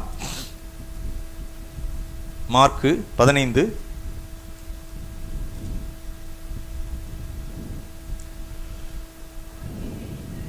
அவருக்கு எதிரே நின்ற 100க்கு அதிபதி அவர் இப்படி கூப்பிட்டு ஜீவனை விட்டதை கண்டபோது, மெய்யாகவே இந்த மனுஷன் தேவனுடைய குமாரன் என்றான். கவனிக்கலாம், இந்த ஏன் அவர் சிலுவையில மரிக்க வேண்டும், கவனிக்கலாம், ஏன் சிலுவையில மரிக்கணும், ஏன் இப்படி கைவிடப்பட வேண்டும், ஏன் தன் ஆவியை விட்டார்? நமக்காக, நம்ம கைவிடப்படாதபடி, நம்ம வியாதியா இராதபடி, நம்ம சாபமா இராதபடி, நம்ம பிசாசினாலே சிறைப்பட்டு போகாதபடி அவர் கைவிடப்பட்டார். அல்லேலூயா. இந்த 100க்கு அதிபதி யார் அப்படின்னா, அந்த இப்போ போலீஸ் டிபார்ட்மெண்ட்ல ஏட்டையா அப்படிம்பாங்க, சாதாரண வேலையா இருக்கும் அப்புறம் கொஞ்சம் ப்ரொமோஷன் ஆனவுன்னா கான்ஸ்டபிள், ஹெட் கான்ஸ்டபிள், அப்புறம் அப்படியே ப்ரொமோஷன், அடுத்து சப் இன்ஸ்பெக்டர், அடுத்து இன்ஸ்பெக்டர், எல்லாத்துலேயுமே இருக்கும். சாதாரணமாக டீச்சராக இருப்பாங்க, அப்புறம் அதுலேயே அடுத்த ஸ்டேஜ் போவாங்க, கொஞ்சம் ஹெட்டாக இருப்பாங்க, ஹெச்ஓடியாக இருப்பாங்க காலேஜில். அதுக்கப்புறம் என்ன ஆவாங்கன்னா பிரின்ஸிபல் ஆவாங்க. அப்போ எல்லாத்துக்கும் ஒரு ப்ரொமோஷன் இருக்குது. சாதாரணமாக லேபராக சேருவாங்க, கொஞ்ச நாள் கழித்து அவங்க சூப்பர்வைசர் ஆவாங்க, அடுத்து இந்த நூற்றுக்கு அதிபதி யாருன்னா கவனிக்கலாம், ரோம போர்ச்சேவர்கள அவங்க பல வருஷம் அந்த போர்ச்சேவர்களா இருந்து கவனிக்கலாம், அவங்க என்ன ஆயிருப்பாங்கன்னா படிப்படியாக உயர்ந்து நூற்றுக்கு அதிபதி ஆயிருப்பாங்க. நிறைய பேரை அவங்க அந்த சிலுவையில் அடித்து அந்த சிலுவை மரணத்தை ரொம்ப கரெக்டா செய்வாங்களாம். நிறைய பேரை கொலை செய்தவங்க அரசாங்கத்தின் உத்தரவின்படி ஆரம்பத்தில் இருந்து அந்த இயேசுவை சிலுவையில் அடிக்கிற வரைக்கும் கூடையே இருந்து கவனிப்போம், கூடையே இருந்து என்ன செய்யறாங்க, கண்காணிச்சுக்கிட்டே வர்றாரு நூற்றுக்கு அதிபதி. எப்படி சிலுவையில் அடிக்கிறாங்க, அவருக்கு என்னென்ன விதமான தண்டனைகள்லாம் அதெல்லாம் கரெக்டா செய்யறாரு. ஆனா கரெக்டா செய்யும் போது அங்க நடந்த காரியங்களை பார்க்கிறார். அவர் மரித்த நேரத்தில் பூமி எதிர்ச்சி உண்டானது. அதே நேரத்தில் ஆசாரியர்கள் அங்க எல்லாம் சொல்லியிருக்கிறாங்க திரைச்சில அவர் மரித்த அதே நேரத்தில், அது கூட பின்னாடி தான் கேள்விப்பட்டிருப்பாங்க. ஆனா ஆலயத்திலிருந்து யாராவது அந்த தகவலை கூட சொல்லியிருக்கலாம், திரைச்சலை இப்படி ஆயிடுச்சான் அப்படின்னு. அடுத்து அங்க இன்னும் என்ன நடந்ததுன்னா அந்தகாரம் உண்டானது, பூமி எல்லாம் ஒரே இருட்டாயிடுச்சு, கல்லறைகள் திறவுண்டது. அங்கே அவங்க அந்த அந்த சிலுவை மரணத்தை நிறைவேற்றி கொண்டு இருக்கும் போது அங்க நடந்த காரியங்கள் எல்லாம், அவர் ஜெபம் பண்ணது, அவர் கூப்பிட்டது, இது எல்லாமே பார்க்கிறப்ப அவர் சொல்றாரு, என்ன சொல்றாருன்னா அவர் ஒரு பிரஜாதியன் தான், ஆனா சொல்றாரு இவர் மெய்யாகவே இவர் தேவனுடைய குமாரன், இவர் மெய்யாகவே தேவனுடைய குமாரன். எதனால சொன்னார்னா இந்த மனுஷன் மரணத்தை நிறைவேற்றுகிறதுல ரொம்ப வருஷம் அனுபவமானவர், அரசாங்கத்துக்கு ரொம்ப கவனமா அந்த காரியங்களை செய்கிறவர் கவனிக்கலாம். ஆனா இயேசுவின் மரணம் என்பது ஒரு யூனிக்கான மரணம். கவனிக்கலாம் பாருங்க, இந்த கர்த்தரா இயேசு அவர் நமக்காக நம் ஒவ்வொருவருக்காக அங்க கைவிடப்பட்டு அந்த எல்லாம் முடிந்தது என்று சொல்லி தன் ஜீவனை விட்டார். எல்லாம் முடிந்தது என்று சொல்லி தன் ஜீவனை விட்டார். இதை பார்த்துக்கிட்டு இருந்த அந்த நூற்றுக்கு அதிபதி சொல்றாரு இவர் மையாகவே இவர் தேவனுடைய குமாரன். சிலுவையில தொங்கும் போது அந்த கல்லனை பார்த்து சொல்றாரு இன்றைக்கு நீ என்னோடு கூட பரதீசில் இருப்பா. இந்த வார்த்தையில என்ன இவர் சொல்றாரு, நீ என்னோட கூட இருப்ப அப்படிங்கிறார். இப்ப எவ்வளவு அதிகாரம் உள்ளவர். அந்த மரணம் என்பது அங்கு எல்லாமே மாறுது. அன்பானவர்களே, எதற்காக ஒருவேளை இன்றைக்கு இயேசு கிறிஸ்துவோடு அந்த ஞானஸ்தான உடன்படிக்கை இன்னும் பண்ணாமல் இருந்தீங்களானா, வாலிப நாட்கள்ல தீர்மானம் எடுக்காமல் இருப்பீங்களா? நல்ல தீர்மானம் எடுங்க, உங்களை ஒப்பு கொடுங்க. ஆண்டவர் உங்களுக்கும் இயேசுக்கும் சம்பந்தமே இல்லாம இருக்கிறீங்க, ஒருவேளை இந்த வார்த்தையை கேட்டுக்கொண்டிருக்க நீங்க யாராக இருக்கலாம், ஆன்லைன்ல ஒன்று, இயேசு இல்லாமல் நமக்கு மீட்பு இல்லை. அவர் இரத்தம் இல்லாமல் நம்முடைய பாவம் மன்னிக்கப்பட முடியாது. இயேசுவின் இரத்தம் சகல பாவங்களை நீக்கி நம்மை சுத்திகரிக்கும். அவருடைய இரத்தம் நம்முடைய சகல பாவங்களை நீக்கி நம்மை சுத்திகரிக்கும். அன்பானவர்களே, கர்த்தருக்கு மகிமை உண்டாவதாக. பாருங்க, அப்போ நமக்கு கொடுக்கப்பட்ட குடும்பம், பிள்ளைகள், நமக்கு உண்டான எல்லாவற்றிலையும் கூட நம்ம என்ன செய்யணும், அதை பாதுகாக்கணும். கர்த்தர் உங்களுக்கு ஒரு பிள்ளையை கொடுத்தா கர்த்தருக்குள்ள நடத்தணும். நீங்க நடத்தாம விட்டுட்டீங்கன்னா அந்த பிள்ளைங்க என்ன ஆவாங்க, வேற ஆவியில பிசாசின் ஆவிக்குள்ளாக அதனுடைய தந்திரமான கிரியைகளுக்குள்ளே அது என்ன ஆகும்னா பாதிக்கப்பட்டு போவாங்க.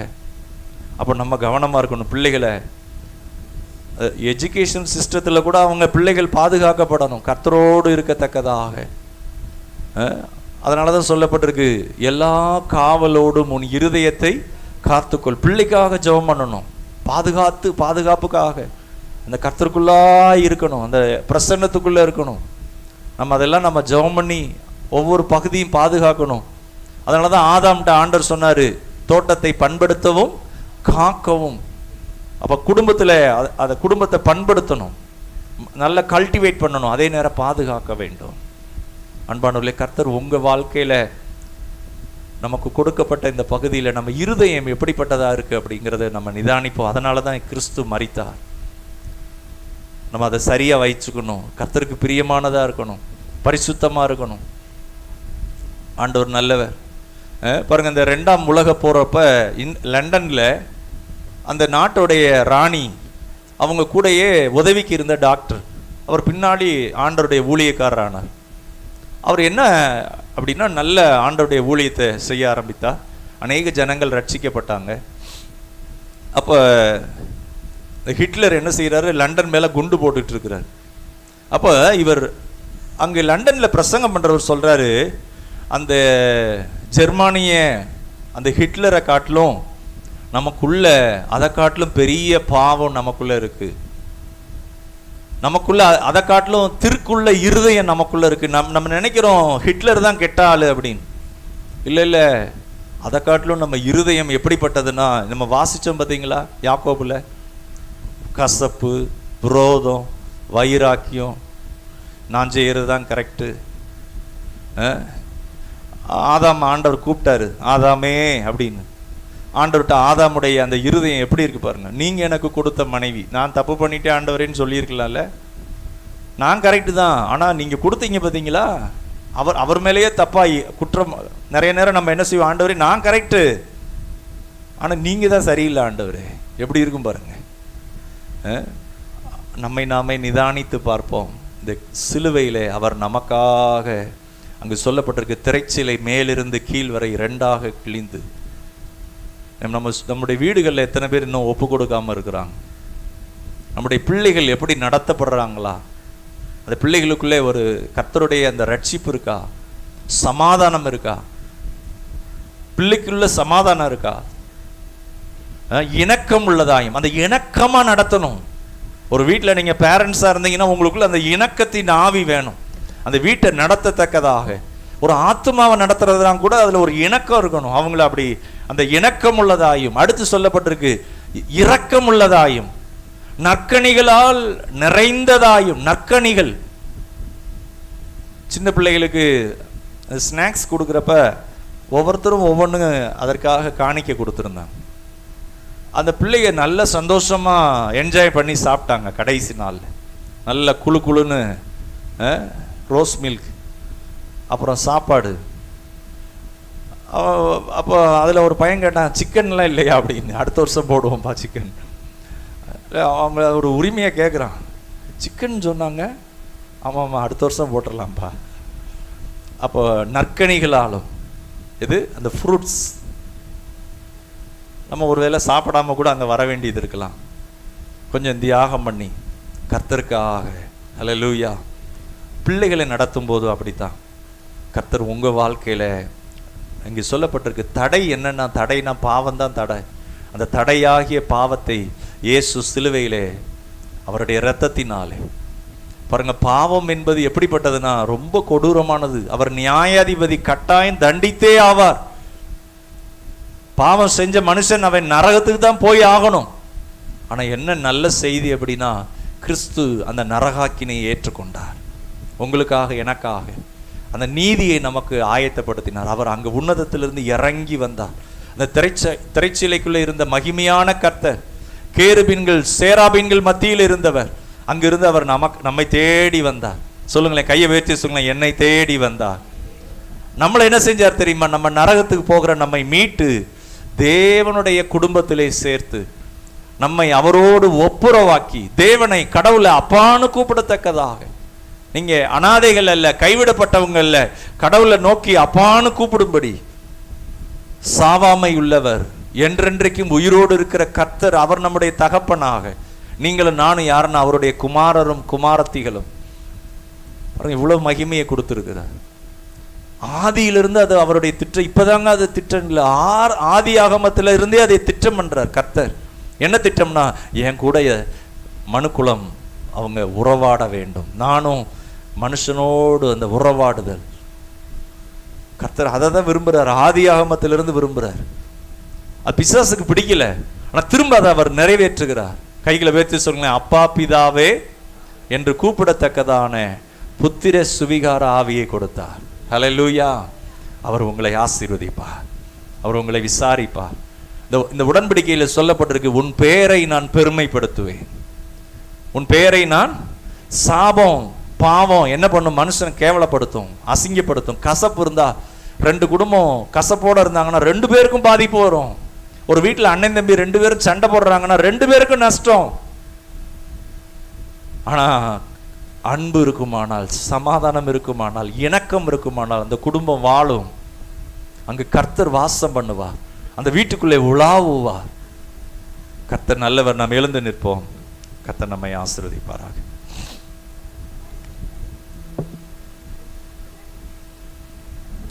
ஸ்தோத்திரம் ஆண்டவரே.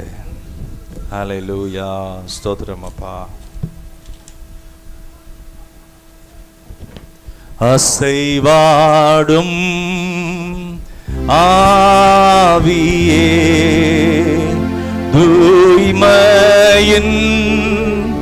ஆவியே, அசைவாடும் ஆவியே, தூய்மையின் ஆவியே. கரங்களை உயர்த்தி இடம் அசைய உள்ளம் நிரம்ப இறங்கி வாருமே. எங்கள் இடம் அசைய உள்ளம் நிரம்ப இறங்கி வாருமே. வாருமையா நல்லவரே, துணையாளரே, எங்கள் ஆறுதலே. வாருமையா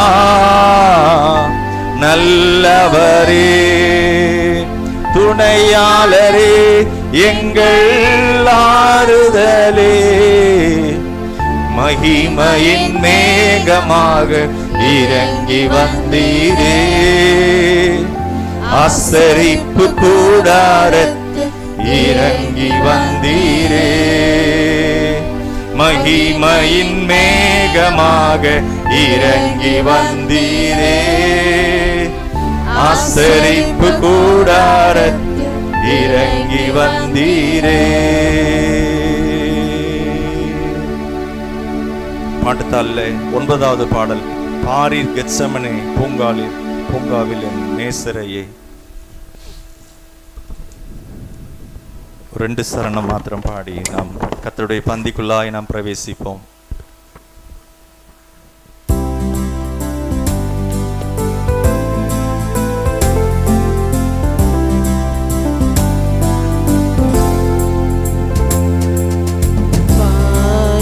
கெத்செமனே பூங்காவில் என் நேசரையே, பிள்ளை எனக்காய் வேண்டுதல் செய்திடும் சத்தம் தோனித்திடுதே. பிள்ளை எனக்காய் வேண்டுதல் செய்திடும் சத்தம் தோனித்திடுதே.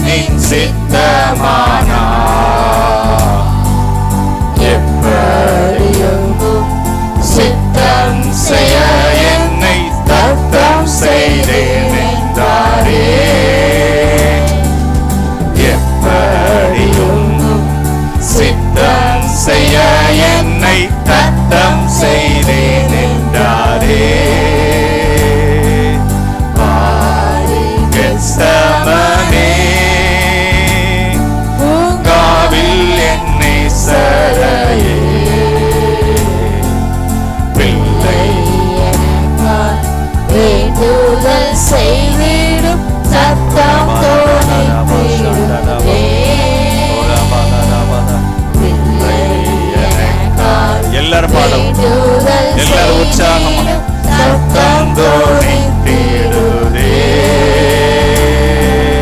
இரத்தத்தின் வேர்வையாலே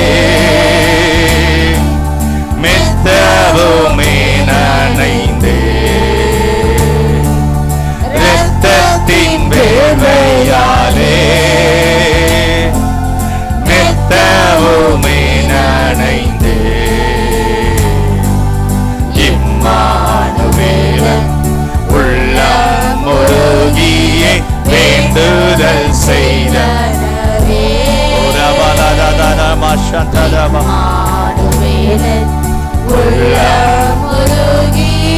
வேண்டுதல் செய்தனரே. மீண்டும் ஒரு முறை இம்மானுவேல் இம்மானுவேலன் உள்ளம் முருகியே வேண்டுதல் செய்தனரே. பாரின் கெத்சமனே காவில் என்னை சரையே.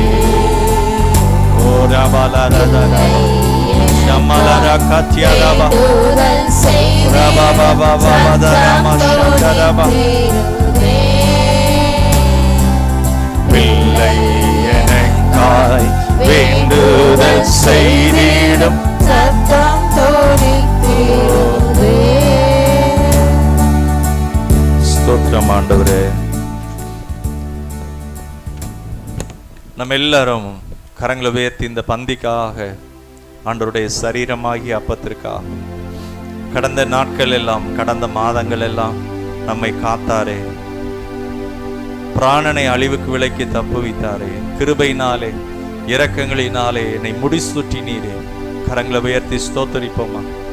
கழுக்கு சமமாக உங்களை புது பலனால நிரப்புனவன். யாரெல்லாம் ஆண்டவர் சமூகத்தில் கர்த்தருக்காக காத்திருந்தாங்களோ, ஓ உங்களுடைய காரியங்களில் கர்த்தர் உங்களோடு இடைபடுவார். உங்களுக்கு முன்னே அவர் சமூகம் சென்றதே என்ன செய்யணும்னு கேட்கிறப்ப அவர் சொல்லி கொடுக்கிறார். நம்மை நடத்துகிற கர்த்தர். ஹல்லேலூயா, ஹல்லேலூயா. எல்லாரும் கர்த்தர் நாம் ஸ்தோத்தரிப்போம். ஆண்டவரே, அப்பா என்று கூப்பிடத்தக்கதாக தேவனுடைய குடும்பத்திலே, கடவுளுடைய குடும்பத்திலே நம்மை சேர்த்திருக்கிறார். ஸ்தோத்திரம் ஆண்டவரே. ஜீவனை கொடுத்திருக்கிறார். ஷாபாலா ராகாதா ராபாகாதா ராபா ஓலாபாகாதா ராமா ஷந்தரா பாலாகாதா ராமா காராபா. சிறு பிள்ளைகளை நடத்துங்க அப்படிங்கிறார். அந்த பிள்ளைகளை என்கிட்ட கொண்டு வாங்க. அந்த பிள்ளைகளுக்கு நல்ல வயிறு நிறைய சாப்பாடு கொடுத்து அந்த பிள்ளைங்க பிளசண்டா கர்த்தருடைய பிரசன்னத்தில் இருக்கத்தக்கதாக, சின்ன பிள்ளைங்க அவங்களுக்கு கர்த்தருடைய வசனம் காதுல கேட்கத்தக்கதாக, வாலிபர்கள் கர்த்தருக்குள்ளாக நடத்தப்படத்தக்கதா. ஷாபாலா ராகாதா ராபா ஓ ரியாங்காபாலா ராகாத்யா ராபா. ஓ ஜெயம் கொள்ளுகிற பிள்ளைகளாக, கர்த்தருக்கு பிரியமான பிள்ளைகளாக, சுத்திகரிக்கப்பட்ட பிள்ளைகளாக, ஓ அவருடைய பிரசன்னத்துக்குரியவர்களாக, மகிமைக்குரியவர்களாக, ஓ உங்கள் பிள்ளைகள் ஆண்டவர் சொல்றாரு கர்த்தராலே போதிக்கப்படத்தக்கதாக. என் பிள்ளைகள் ஆண்டவர் சமூகத்தில் சொல்லணும், என் பிள்ளைகள் கர்த்தரால போதிக்கப்பட்டிருப்பாங்க. என் பிள்ளைகளுடைய சமாதானம் பெரிதாய் இருக்கும். ஓ இஸ்ரவேலிலே சீயோனிலே வாசம் பண்ணுகிற சேனைகளின் கர்த்தராலே, ஓ ஹல்லேலூயா, அற்புதங்களா இருப்பாங்க. சபையில் இருக்கிற ஒவ்வொரு குடும்பமும் அடையாளமா இருப்பாங்க. யாரெல்லாம் கர்த்தரை கனம் பண்றாங்களோ அவங்கள கர்த்தர் அற்புதமாக அடையாளங்களாக ஷாலாபாலா ராகாதாராமா ஷாந்தாராபா ஓலாகாராபா ஷாந்தாராபாலா ராதாராபா ஓ ராகாதாராபா ஓ ராபா ஷாந்தாராபாலா ராகாதாராபா. எல்லாரும் கரங்களை உயர்த்தி ஸ்தோத்தரிப்போம். ஸ்தோத்திரம் ஆண்டவரே, ஸ்தோத்திரம் ஆண்டவரே, ஸ்தோத்திரங்கத்தாவே. நன்றியப்பா, நன்றியப்பா, நன்றியப்பா. எல்லாரும் ஆண்டவருடைய இந்த பந்திக்காக, ஆசீர்வாதத்தின் பாத்திரத்துக்காக ஆண்டவரே ஸ்தோத்திரமாப்பா. பிசாசின் கிரியைகள் எனக்குள்ள வேண்டாம்ப்பா. ஒருவேளை அந்த யாக்கோபு 3 சொல்லப்பட்ட நற்கனிகள் உங்களுக்குள்ள இருந்த ஆண்டவருக்கு நன்றி சொல்லுங்க. அதை விட்டுறாதீங்க. இணக்கம் உள்ளதாக, இரக்கம் உள்ளதான அதை பிசாசு அதை கெடுக்க பாப்பா. ஓ ஓ நீ வந்து கசப்போட இரும்பா, வைராக்கியத்தோடு இரும்பா. ஓ ஸ்தோத்திரம், ஒண்ணுமே இல்லாத பெருசா பேசு அப்படிம்பா. அவன் வஞ்சகமானவன், அதற்கு இடம் கூடாதபடி. கசப்பும் விரோதமும் எங்க இருக்கோ அங்க கலகமும் அங்க துர்ச்செய்கைகளும் உண்டு. அங்க பிசாசினுடைய கிரியைகள் வர ஆரம்பித்துரும். எங்க விரோதம் உண்டோ கலகம் அங்கே அப்படின்னு சொல்லப்பட்டிருக்கு. நம் ஒவ்வொருவருக்குள்ளேயும் இந்த மாதிரி காரியங்கள் வருது. நம்ம ஒவ்வொருவரும் ஆராய்ந்து பார்க்கணும். நம்மளை நாமே, ஆண்டவரே என்னை பரிசுத்தப்படுத்துங்கப்பா, ஆண்டவரே என்னை உம்முடைய இரத்தத்தினால சுத்திகரிங்கப்பா. கைகளை உயர்த்தி கேளுங்களேன். ஓ ஆண்டவரே ஸ்தோத்திரமாப்பா, என் குடும்பத்திற்கு நான் ஆசீர்வாதமா இருக்கணும். ஓ என்னை பரிசுத்தப்படுத்துங்க. அந்த உத்தரவாதம் இல்லாததை நான் மன்னிங்கப்பா. நான் நிர்விசாரமா இருந்துட்டேன், நான் அசதியா இருந்துட்டேன். ஹல்லேலூயா, என்ன மன்னிங்க ஆண்டவரே, மன்னிங்க ஆண்டவரே அப்படின்னு ஆண்டவர்கிட்ட ஒப்புரவாகுங்களேன். இயேசு கிறிஸ்து மூலமாக நம்மை பிதாவோடு ஒப்புரவாக்கினார். அவருடைய இரத்தத்தினாலே நம்மை ஒப்புரவாக்கினார். அப்பான்னு கூப்பிடும்போது ஆண்டவர் சொல்வாரு, என் மகனே அப்படின்னு சொல்லத்தக்கதா, என் மகளே அப்படின்னு சொல்லத்தக்கதாக.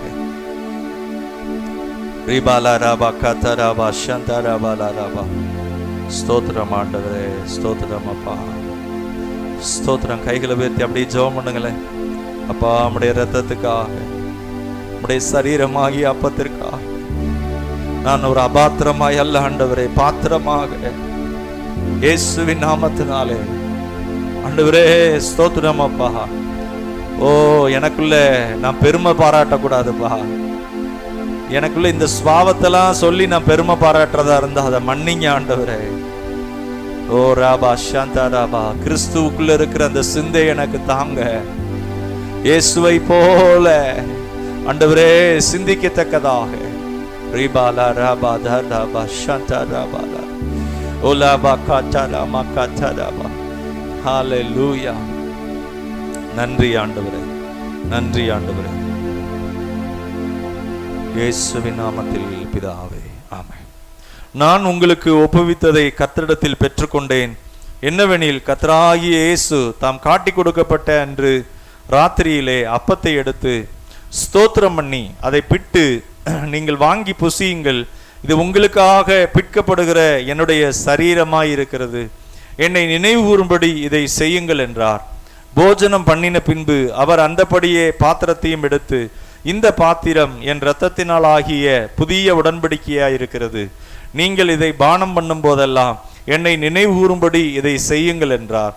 ஆகையால் நீங்கள் இந்த அப்பத்தை புசித்து இந்த பாத்திரத்தில் பானம் பண்ணும் போதெல்லாம் கர்த்தர் வருமளவும் அவருடைய மரணத்தை தெரிவிக்கிறீர்கள். நம்ம எல்லாரும் கரங்களை உயர்த்தி ஆண்டவரை ஸ்தோத்தரிப்போம். ஸ்தோத்திரம் ஆண்டவரே, ஸ்தோத்திரங்கத்தாவே, ஸ்தோத்திரங்கத்தாவே. நன்றி ராஜா, நன்றி அப்பா. ஸ்தோத்திரம், ஸ்தோத்திரம், ஸ்தோத்திரம். இயேசுவின் நாமத்திலே ஹல்லேலூயா. நன்றி ராஜா. எல்லாரும் வாய்களை திறந்து கர்த்தரை நாம் ஸ்தோத்தரிப்போம் நல்லா உற்சாகமாக. ஸ்தோத்திரம் அப்பா, அவருடைய சரீரமாகிய அப்பத்திற்காக ஸ்தோத்திரம் அப்பா. ஓ ஸ்தோத்திரங்கத்தாவே, ஸ்தோத்திரங்கத்தாவே, ஸ்தோத்திரங்கத்தாவே. நன்றி அப்பா, நன்றி அப்பா, நன்றி அப்பா. ஹல்லேலூயா, ஹல்லேலூயா. நன்றி அப்பா. இந்த பாடலை பாடி கர்த்தரை நாம் மகிமைப்படுத்துவோம். ஸ்தோத்திரம், ஸ்தோத்திரம்.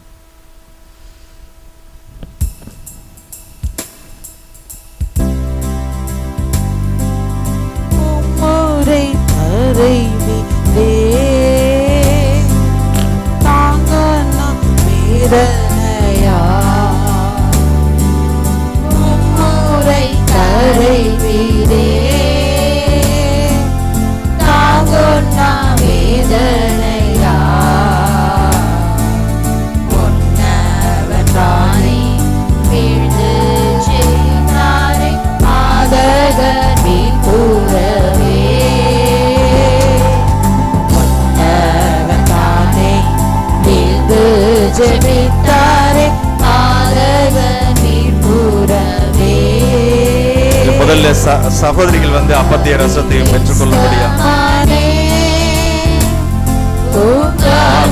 என்னை சரையே பிள்ளை எனக்காய் வேண்டுதல் செய்திட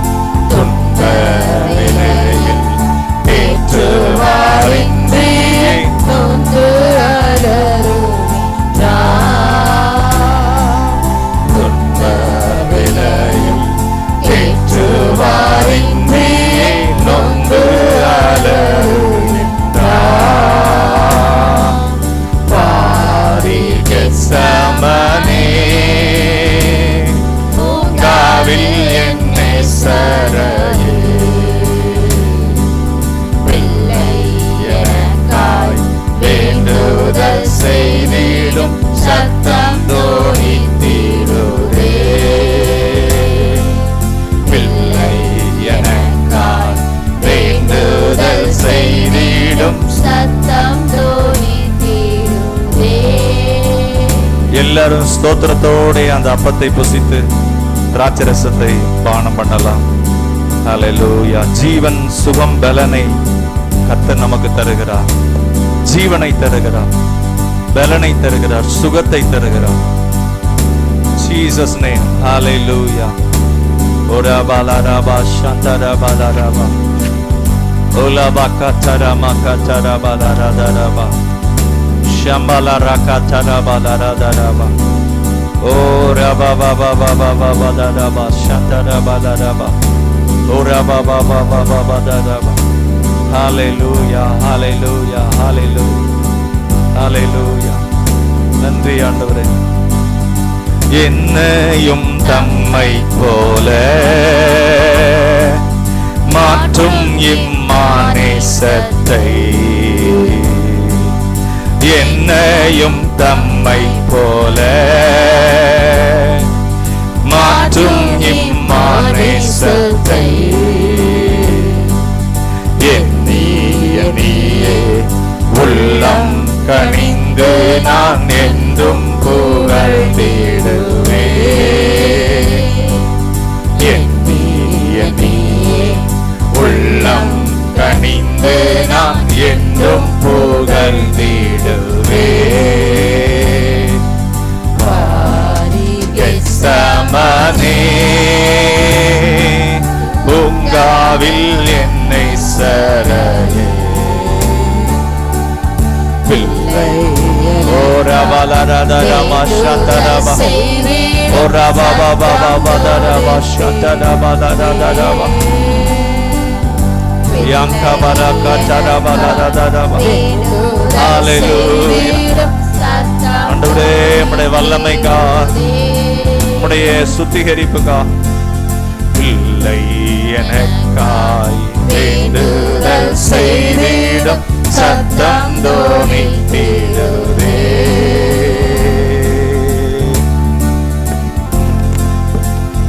ஸ்தோத்திரம் ஆண்டவரே. ஏசப்பா நன்றி ராஜா, நன்றி ஆண்டவரே. எல்லாரும் கர்த்தருக்கு நாம் நன்றி சொல்லுவோம். நன்றி ஆண்டவரே. கைகளை உயர்த்தி ஆண்டவரே நன்றி அப்பா, நன்றி அப்பா. ஸ்தோத்திரம், ஸ்தோத்திரம் ராஜா, ஸ்தோத்திரம் ஆண்டவரே, ஸ்தோத்திரங்கத்தா. ஓ நன்றி அப்பா, ஸ்தோத்திரம், ஸ்தோத்திரம், ஸ்தோத்திரம். ஏழாவது பாட்டு.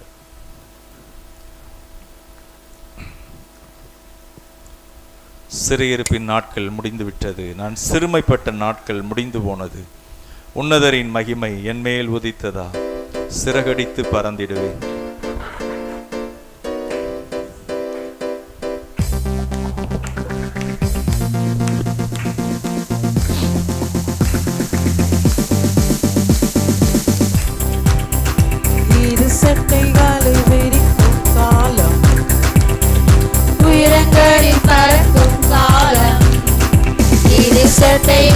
விரிக்கும் காலம், உயரங்களில் பறக்கும் காலம், உன்னதரின் மகிமை என் மேல் உதித்ததா, உயரங்களில் பறந்திடுவே. உன்னதரின் மகிமை என் மேல் உதித்ததா, உயரங்களில் பறந்திடுவே. மேலே உயரே உயரே உயரே நான் பறப்பேன், உயரே உயரே உயரே நான் பறப்பேன், உயரே உயரே உயரே நான் பறப்பேன், உயரே உயரே உயரே நான் பறப்பேன். சிறையிருப்பின் நாட்கள் முடிந்துவிட்டது. எல்லாரும் பாடுவோம். சிறுமைப்பட்ட நாட்கள் முடிந்து போனது, என் சிறையிருப்பின் நாட்கள் முடிந்துவிட்டது. நான் சிறுமைப்பட்ட நாட்கள் முடிந்து போனது. உன்னதரின் மகிமை என் மேல் உதித்ததா, சிறகடித்து பறந்திடுவே. உன்னதரின் மகிமை, உன்னதரின் மகிமை என் மேல் உதித்ததா, சிறகடித்து பறந்திடுவே. மீண்டும் ஒரு முறை. உன்னதரின் மகிமை, உன்னதரின் மகிமை என் மேல் உதித்ததா, சிறகடித்து பறந்திடுவே. மேலே உயரே உயரே உயரே நான் பறப்பேன், உயரே உயரே உயரே நான் பறப்பேன்,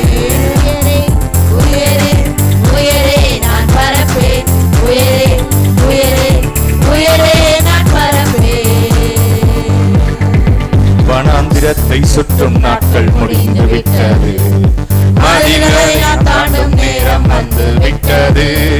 வனாந்திரத்தை சுற்றும் நாட்கள் முடிந்து விட்டது. மதில்களை நான் தாண்டும் நேரம் வந்து விட்டது.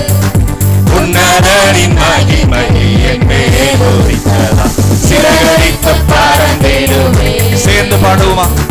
உன்னதரின் மகிமை என் மேல் உதித்ததா, சிறகடித்து பறந்திடுவே. உன்னதரின் மகிமை, உன்னதரின் மகிமை என் மேல் உதித்ததா, சிறகடித்து பறந்திடுவே. மேலே உயரே உயரே உயரே நான் பறப்பேன், உயரே உயரே உயரே நான் பறப்பேன், உயரே உயரே உயரே நான் பறப்பேன், உயரே உயரே உயரே நான் பறப்பேன். ஹல்லேலூயா. ஸ்தோத்திரம். கர்த்தர் நல்லவர். எல்லாரும் கரங்களை தட்டி கர்த்தரை நாம் மகிமைப்படுத்துவோம். ஹல்லேலூயா ஹல்லேலூயா ஹல்லேலூயா. உன்னதரின் மகிமை நம்மேல் உதித்ததினால் ஸ்தோத்திரம். Thank you Jesus. நன்றி ஆண்டவரே. கைகளை உயர்த்தி ஆண்டவரே, இந்த மகிமை என் வீடு முழுவதும் அப்பா, எங்கள் பிள்ளைகளுக்குள்ளே அந்த உன்னதருடைய மகிமை ஆண்டவரே, எங்கள் தேசத்தில் எங்கள் பட்டணத்தில் இந்த மகிமை காணணும்ப்பா. ஓ, எங்கள் சபையின் நடுவே ரீபாலா ராபா சாந்தா ராபாலா காத்தாரா, ஓ ராபா காத்தியா ராமா சாந்தா ராபாலா ரா.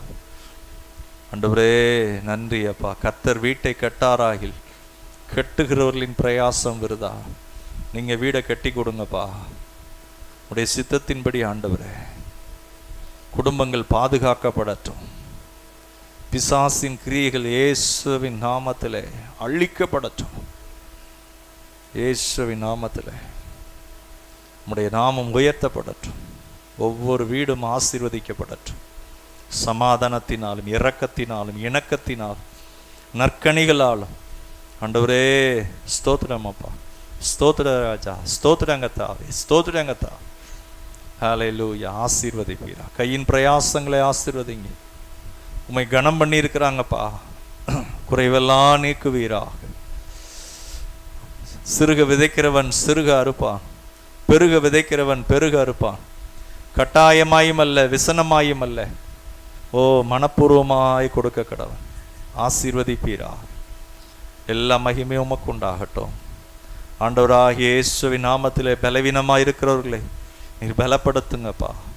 உம்முடைய வல்லமையினால இடைகட்டுவீராக. சபைக்கு விரோதமான எல்லா பிசாசின் தந்திரங்கள் அதெல்லாம் நிர்மூலமாவதாக இயேசுவின் நாமத்திலே. நன்றி அப்பா. ஆசீர்வதிப்பீராக.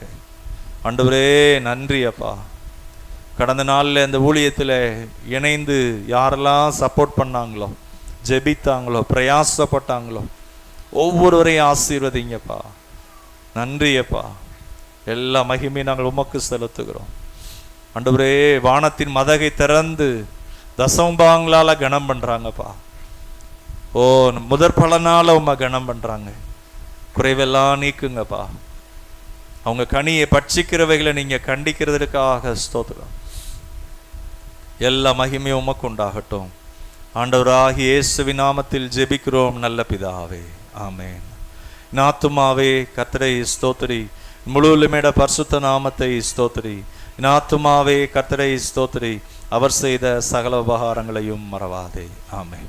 நம்முடைய கர்த்தராகிய இயேசு கிறிஸ்துவின் கிருபையும் பிதாவாகிய தேவனுடைய அன்பும் பரிசுத்த ஆவியானவருடைய அன்னிய ஐக்கியமும் வழிநடத்தலும் சமாதானமும் ஆறுதலும் நம் அனைவரோடும் இன்றும் என்றும் சதா காலம் இருப்பதாக, ஆமென். அல்லேலூயா. கர்த்தர் உங்களை ஆசீர்வதிப்பாராக.